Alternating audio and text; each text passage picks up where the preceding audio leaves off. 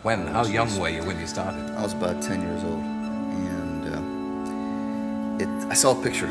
Okay, there's a guy named Dave Draper, blonde hair, and he's on the beach in these magazines using these crushers, and girl on this arm, blonde on this arm, brunette on this arm, and the surfboards and the beaches, and I go, man, what a great job. I want to do that for a living, you know? And that's why I went to California, and sort of why I got involved in what I'm doing now.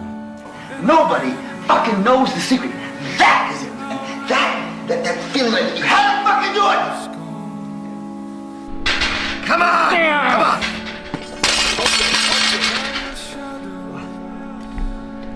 on! Congratulations. You achieved failure. Failure has been achieved, thank God. Now, the only place to go from failure is to win. You have to achieve failure. You have to take it that far. Nobody wants to go that far. It's too scary. But you know something? I got news for you. That's where winning is. It always has been. Nothing's changed since the 70s. Nothing. Except people train not as hard. Squeeze it. Squeeze. All right, resist. Kill me. More. Come on, up.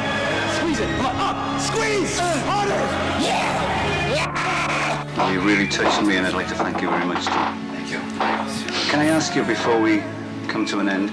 Well, we've got another seminar this evening anyway. Tell me, what's the most exciting moment of your life? Can you recall anything? Have you ever stood there and cried and choked up, or what's the most thrilling moment of your entire life? As far as competition, I suppose it would have to be connected with bodybuilding. 86 Olympia. Yeah. I placed my lowest as a result of the show, but I was able to go out there. I was able to walk to the front of the stage. I was able to have people look at me and their eyes opened up. And everybody in the audience stood up and yelled something, I don't know what it was, and they yelled, put their arms up, and nobody was on the earth. Everybody was like spiritually and mentally not on the earth.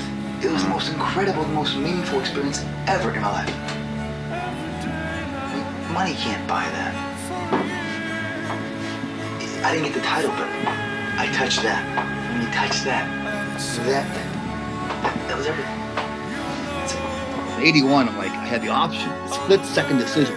Should I punch Franco in the face? Should I walk off stage with the rest of the guys? Should I congratulate him? For some reason, God put it in my head, go over and say, congratulate Franco.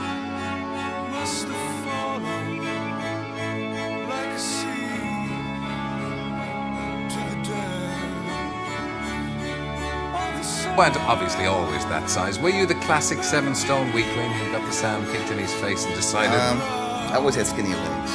People, and I'm known for the leg trip, but I always had skinny legs. Probably got the biggest legs in the world now.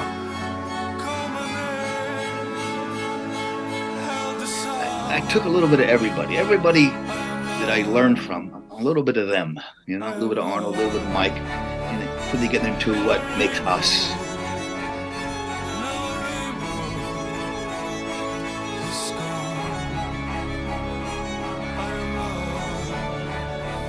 Could you build up that kind of muscle tone that you have, or musculature that you have, without the use of drugs?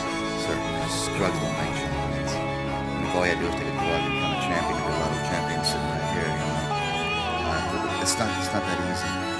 It's something comes from within.